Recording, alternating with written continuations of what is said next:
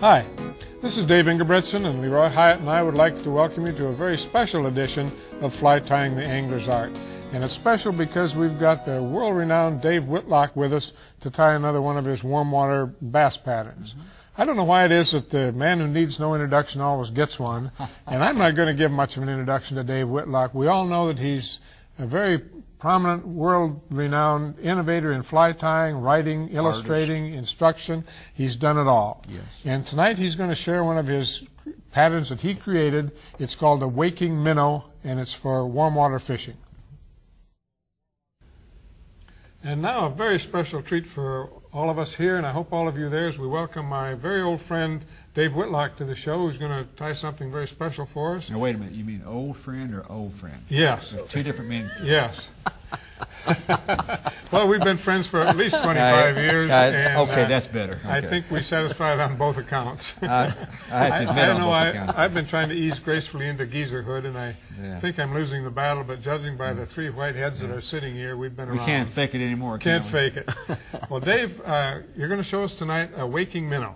Yes. A surface fly that's a great smallmouth or largemouth bass fly. Anytime a fish wants to chase a minnow, it's a nice little fly to use right on the surface because it makes a little V-wake on the surface, and you can also twitch it a certain way or use a sink tip and get it to dive too. And it would be good in either lakes or streams. Yeah, so it's a good cripple minnow. Cripple minnow pattern. Imitation. What are you going to use to tie it with? Well, I tell you what. First of all, I'm going to start off with a nickel-plated wide gape bass hook on size 10.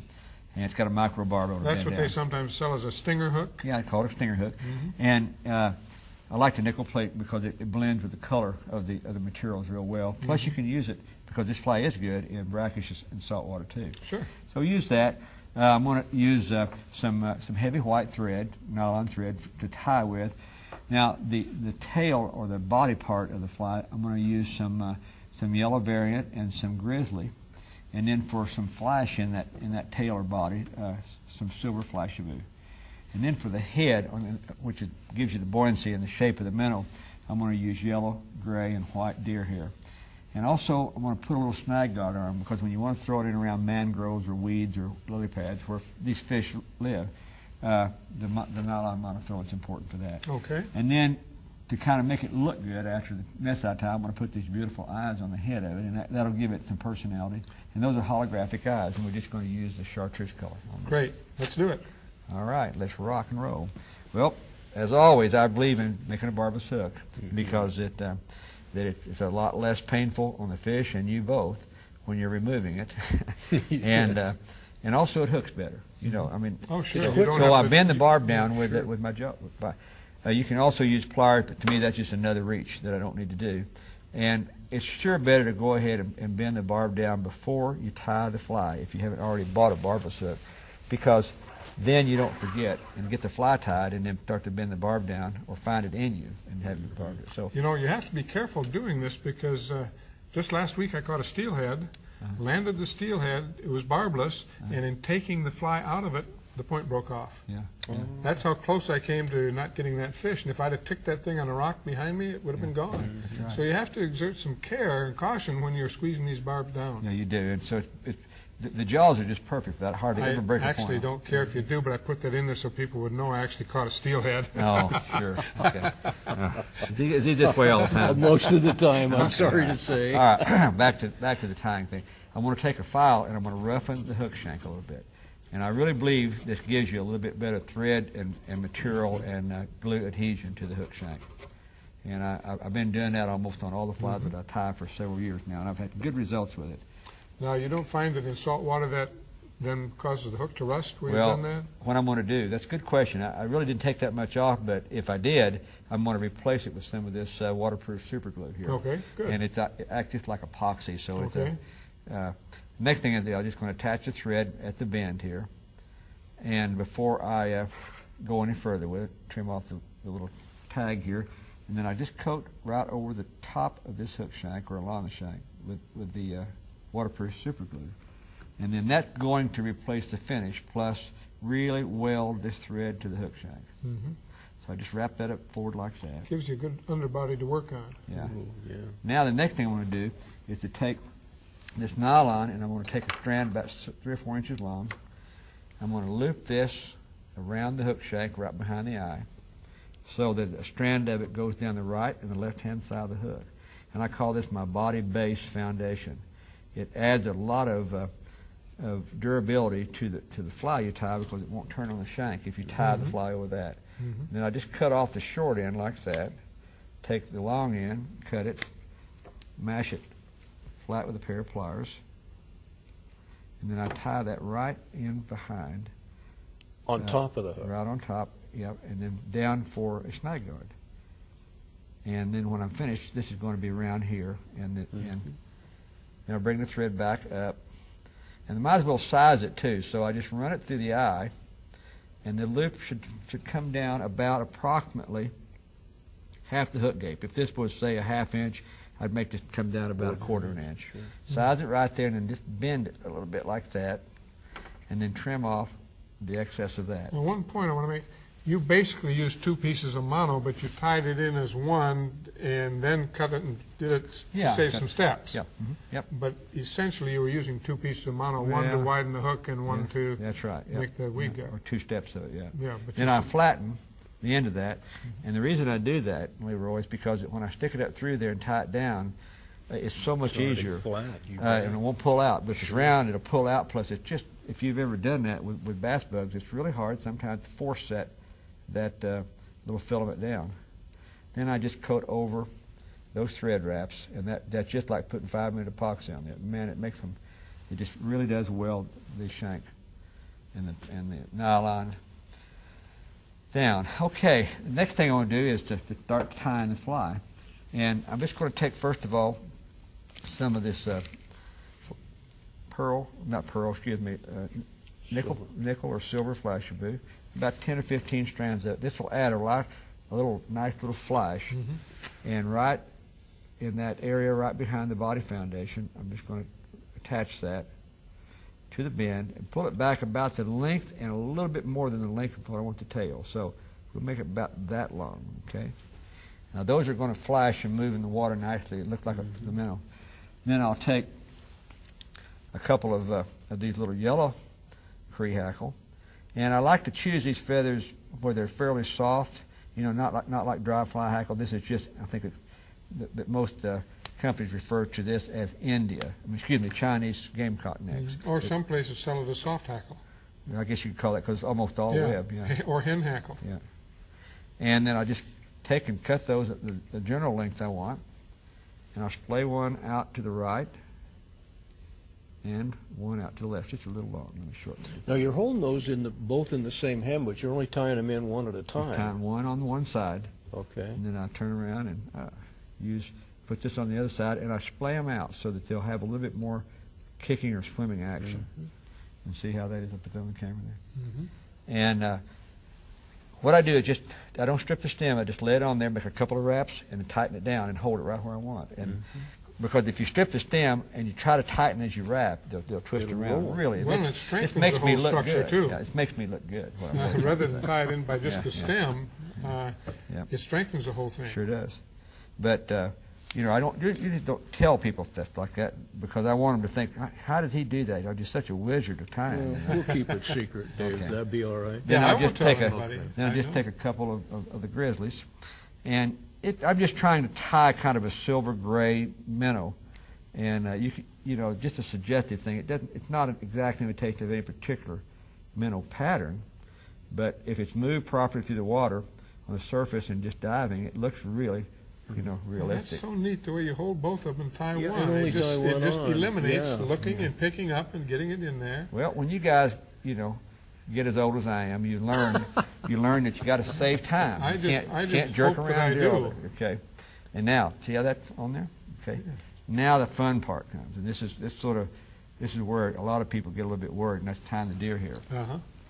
And so what I want to do is take some of this deer body hair. First of all, the yellow.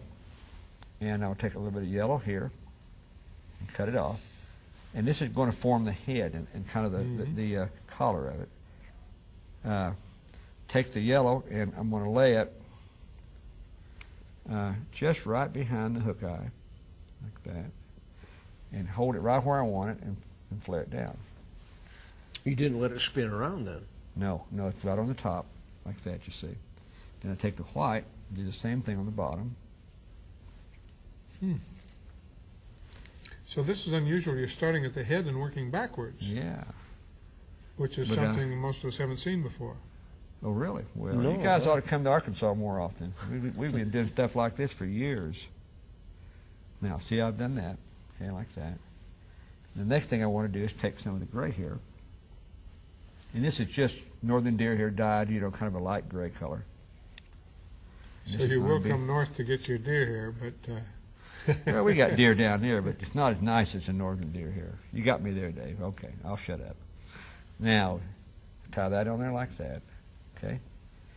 Then I just bring the thread back to that area there, and then just with 3 fingers or a little tube, if you have a tube. Oh, I see where we're going with this. Oh, sure. And then I just... Kind of a bullet head, yeah. Oh, you guys, yeah, but and depending on how nicely you bend that back, just kind of tame it back. Just keep kind of talking it. Come on, baby. Come on back. Come on back. Now, in case we walk now, look where I've there. got my thread, Davey. See, I've got my thread about mid-shank now. Okay. And I'm just going to fold that back like that. Wrap my thread around it, you see? Now, in case you missed that, I may have walked over you, but he said to pull it back with 3 fingers, or you could use a little tube, a little hollow something tube, like to a make little out of a brass soda tube straw or something like that. A soda straw. Some people use just push it back. Some people use a ballpoint pen, a hollow ballpoint pen. Sure. And then just bend that back. No, I have seen that. I just didn't realize where you were going with this thing. Sure. I thought you Does he always? Sometimes, yes. Backpedal? Oh, Then I'm just wrapping this around 6 or 8, 10, 15 times like that. And you see how that yellow and white, and I've got a couple little whiskers here that I'm just going to nip off. And once we get it like that, believe it or not, most of the time's done. Now, I like to use either a little loop whip finisher like this, and all this is just a nylon monofilament on it. And just lay that on there. Of course, making a regular whip finish is difficult because you're so far back. But like this, you just wrap the thread around that loop 6 or 8, 10 times, pull the thread out a ways, cut it, and just lay this bobbin down. Then just put the thread right through that loop and pull the loop underneath the wraps. And I call that an Oklahoma, Arkansas whip finisher. Then I just cut the thread off. When I was a kid, I used to buy some stuff from herders, and I bought a herder's whip finisher, and I never could figure out how to use it. I couldn't either. So I decided I'm never going to ever whip finish again. And my granddad showed me that little trick with a loop to wrap rods. I don't use the tool because I figure I can tie the fly with my hands before anybody's got their tool loaded. But next thing, I just take the nylon strand and put it between the jaws of the vise. Before you do that, let me say one thing. You didn't comment on it, but apparently the length of that hair is fairly important. As you're going to fold it back, you want it to come about at least far enough back back. where it kind of merges in. Yeah. But I thought you saw that on the video. I really wasn't trying to keep it a secret. Now I'm going to reattach the thread here because I got to put my weed guard back on. Okay. The other end of it. Then this has already been sized, so I don't have to worry. I just stick it up through the eye, and you want to catch the bottom first, and then make sure it's sized right. Okay. Then I just take and bend it back with my finger and catch it with the thread. And I want to cant this up a little bit so it's a little easier to do. And then Let me ask you while you're doing that, whenever I tie bullet flies, I often have little stubs of underhair sticking up through the folded back head. Yeah. Am I just not binding it down enough or clipping You it don't short use enough? quite enough hair or strip it down. Well, you could also wrap your thread over it so it doesn't come through. See, I've got 2 or 3 right there. Yeah. But normally speaking, fish don't mind that much. Yeah. Now, the next thing is I want to show you another time. The way to finish is just take the super glue. It needs to be waterproof super glue. Don't use, and the thicker formula the better. If it's real thin, it's a little hard to manage. But just wet about 2 or 3 inches of thread, and then just wrap that up to the head, and wait for a few seconds, maybe 8 or 10 seconds. But since we're on television, only 2 or 3. And you could have done the same thing when you tied the head down, couldn't you? Yep. Yep. I did, but I wanted to show all my whole repertoire of tricks. And if I just done the one, well, we've seen both of them now. Yeah, that's all of them. That's it. Now what do we do? We sit here and look at each other. Let's get some eyes on that thing. All right. Now, what I would advise you to do is to take and coat this head over, and I'm not going to do it here because it will get all stuck up together, but coat it over with some 5-minute epoxy, just a thin coat. the 5-minute epoxy over that hair. That'll keep it from breaking when it's fishing on it. Or you could use the rubber cement, but the rubber cement's not quite as durable as the epoxy. Once you get that all hardened up and everything, then we'll put the eyes on it, and just use the this real flexible rubber cement, and just take a little dab of that. Now, those holographic eyes usually come with some adhesive on the back of them, and you're tempted to go with that adhesive because it'll stick to your fingers. But as soon as it gets on a feather or hair and it gets wet, it won't last long. It'll come right off. Of course, you can always put more on, and of course that just makes the people who sell this really happy for you. But those are really effective looking eyes. Yeah, they're great eyes. Look at that, boy. I mean, you know, an eye like that, it just, I think, really does breathe life into the little minnow. So. Oh, yeah. And this will stay right on top of the water. I've never seen a minnow fish that way. And it makes just a wake. It doesn't make a pop. And I think probably people would catch more bass if they didn't do quite so much popping anyway. So it's really quite silent as it goes through the water. Yeah, makes a little V wake. Okay. Fish it in little short strips. The only time that a minnow makes any kind of a popping sound on the surface anyway is when it may be feeding, and normally it doesn't do that much. Usually it's just a little splash or a little V wake. So there's the eyes on the side of it, and I've caught so many neat bass with that. And trout will hit that, sunfish will hit it. Oh, I'm sure. Size on that. But you can just see that where there's big browns feeding. And you know, the minute you put those eyes on them, you kind of fall in love with you really do. Yeah. You do too. Oh yeah. Well, I'm fickle, but yeah. Anyway, what can we say? There it is. The only thing I might do too is that whenever I coat the head, I'll also coat those thread wraps with a little bit of the epoxy to make those thread wraps more durable. But there's the bug. The waking minnow. Yeah. And you can fish it a couple ways. You can fish it with a floating line, a long leader, or you can fish it with a sinking tip, and maybe like a 2 to 4 foot leader, and you can make it dive and it'll come back to the surface. So sure. Great.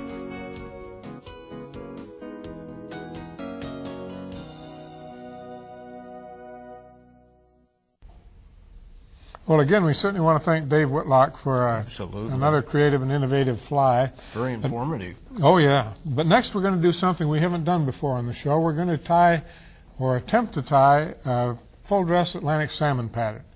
We don't have a lot of time, and so we're going to get right into it. Leroy, we're going to tie the blue charm.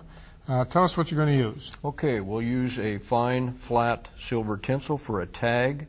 We use an oval silver tinsel for a rib. The body will be tied with black floss, the throat with the blue, the crest and tail, the tail and overwing, the golden pheasant crest. We'll use mallard flank, and we'll use bronze, dyed bronze. This is teal, not mallard, is that right? Yeah. Teal. And a 6/0 tying thread. Now I have a size 4 hook in the vise. And Atlantic salmon flies it's a beautiful thing. They do actually use forms to form some of the feathers to make everything look a little better. We don't have time to do all of that. So we'll just do it as best we can and as quick as we can. For example, to get the curves on the golden pheasant just right, they'll wet the feather and then they'll put it on a glass of the proper diameter and let it dry there, so that when they pull it off, it's got the proper shape and the proper curve to it. So the tip and everything matches. What we're trying to do in 6 minutes, they sometimes take a half an hour to do. Oh, at least, yes. Yeah. Now I'll tie on the tag or the rib of the. Oh no, I got to tie a tail on first. Did you get a tag in there? Got the tag. Then I'll tie the silver, the golden pheasant crest in for the tail. And this is where the forming comes in. This tail will have a natural tendency to sweep up. The overwing would sweep down, and they are to match each other. I got to say, Leroy, you're tying this under a great deal of pressure. We're putting the pressure of time on you here, but we thought you'd like to see how some of these Atlantic salmon patterns are tied and what they look like. It's a beautiful fly. Some of them have many, many more materials than this. This is actually a fairly simple one. As far as the number of materials that go into it. Some of them are extremely complex. Tying Atlantic salmon flies is really an art all of its own. Oh, and the materials, some of the materials are almost impossible to get anymore. Very exotic. We'll just form a little black floss body here.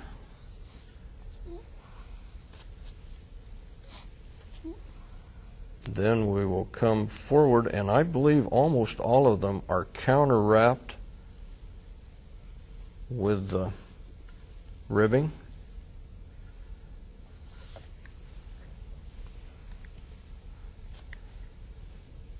Get that clipped off. Then we'll tie on a throat of the blue. Well, this is called Silver Doctor Blue. Yes. And just lay that down underneath and take a quick wrap. Now again, this is not really formed to the shape of what some of them are. Then we'll take, and now this normally they would tie it in with 2 sections. I'm going to tie it in just one piece of this bronze mallard this time, just for time's sake, keeping it on top of the hook. It can be either natural. This is dyed bronze mallard. This is dyed, yes. And then I'll tie this flank on. I'll tie this in 2 sections. I'll tie it on the camera side first. That's the teal flank over wing. Right. If I can get it to stay up there on top. I'll tell you, Leroy's feeling the pressure of time so much here that he'll probably finish up. We'll have time to tie a couple of nymphs. Oh, I don't hardly think so, Dave. Hate to do this to you, Leroy. I'll tie this one on my side. It's really hardly fair to ask you to tie one that quickly, but it's coming along very nicely. Now I'll get rid of those butt sections there. And then again, if this feather was formed, just lay it over the top, it would be already the natural shape of it. And generally, the good salmon fly tires will try to have the tip of that over that crest just touching the upcurved tip of the golden pheasant crest tail. Mm-hmm. Then an optional would be the jungle cock nails. Again, this is very much an optional step. If you have them, that's fine. If not, it's it sure does add something to the fly. It gives a real beautiful. Incidentally, if you have jungle cock feathers that are split, you can certainly save them by taking this rubber-based cement and simply put some on your dubbing needle and run it over the top of the feather and the bottom, stroke it through your fingers, pull it all together, and let it dry, and you heal up that split very well. So a neck that may not look too good can really be very useful. You can sure save a jungle cock that way. Oh, yeah. Then we'll build a small little head here. That's one thing that's typical of a good salmon fly tires patterns is they all have very tiny heads. Yes. And sometimes they're very economical in their use of the thread. They might take 3 turns of thread to bind something down and then back 1 or 2 of them off when they tie the next step in. Yes. Because there are so many materials that successively they get tied down very, very well. And this has gone far too quickly. The materials are not set together as they normally would, but at least the idea is there of what an Atlantic salmon Well, Leroy, you've is. set a record. I've never seen an Atlantic salmon pattern tied that quickly. And, probably not one that badly either. Well, no, it looks very good. That's the blue charm. Tell us again what you use the flat silver for the tag, silver oval for the rib, black floss body, tail and overwing is golden pheasant crest, bronze mallard for underwing, and teal flank for the overwing. Beautiful. So one more time, we'd like to thank Dave Whitlock for tying his waking minnow for us. We hope you learned some innovative tricks from that and another new pattern to experiment with. You've learned the blue charm, and you've seen a little bit about how you've probably got the Guinness World Record here for the fastest salmon fly ever tied. And we've had a lot of fun bringing you the program. We hope you've enjoyed it. Experiment with some of these new techniques that Dave showed us. Tune in again next week, and we'll see you then. In the meantime, tie some flies, have some fun. And have some good fun. Thanks a lot. Good night. Dave and Leroy have produced 2 90-minute videos covering new and exciting tips on how to make your fly tying better and more effective. They introduce you to everything you need as a beginner and demonstrate helpful techniques for intermediate tiers. Fly Tying Techniques Volumes 1 and 2 are available by calling 1-800-883-0124. Cost of each video is $28.95 plus shipping and handling, or get the 2-volume set for just $52.95. You can also order the programs in this series. Each 90-minute videotape includes 3 programs for just $22.95, plus shipping and handling. To order Fly Tying the Angler's Art videos and techniques tapes, call 1-800-883-0124.